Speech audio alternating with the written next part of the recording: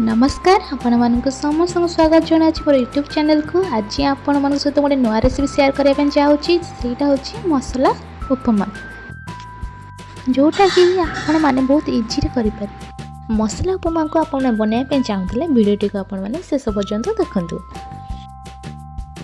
मुझे 2 कप सुजी नहीं आप 2 ରୁ 3 मिनट पर्यंत कंटिन्यूली भाजी ने देखिए जमी पोड़ी नजर से आप लो फ्लेम रे आपको भलरे भाजी ने।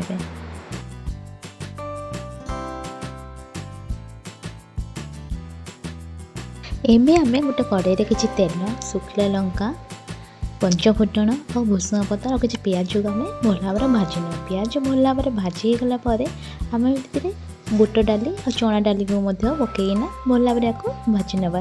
आपड़ यहाँ बेसी समय भल भाजबेनि ना से पोड़ तो गोटे मिनिट भल भाजी गलापर आप काटिक रखी था किसी भेजिटेबल पनीपरिया जमती आप मन पसंद आपको जो पनीर सीजन रे मिलवा आप पकई पारे। मुझे कोबी, बीट, गाजर, मटर आदि ये सब जिनस मुझे पकई आपण मैंने भल भाव मिसई ने।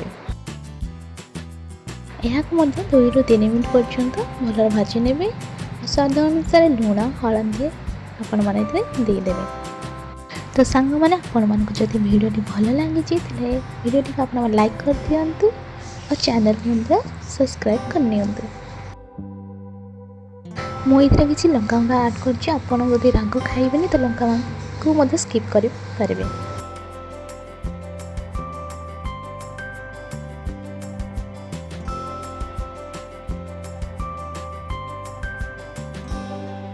2 मिनिट पर्यंत परिवा आमर देखते भल भाव भाजी गलानी।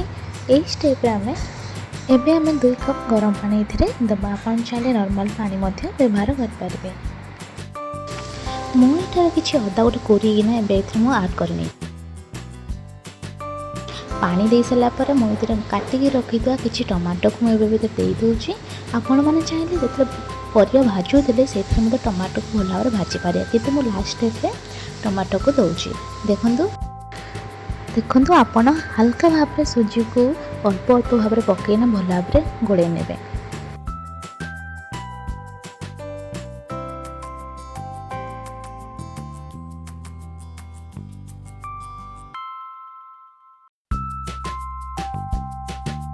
तो देखो सांग मैंने आमर मसला उपमा ए बर्तमान रेडी हो गलानी। तो आप मैंने सकाल जलखियार यही उपमा को आप निश्चय घरे तैयारी करंतु।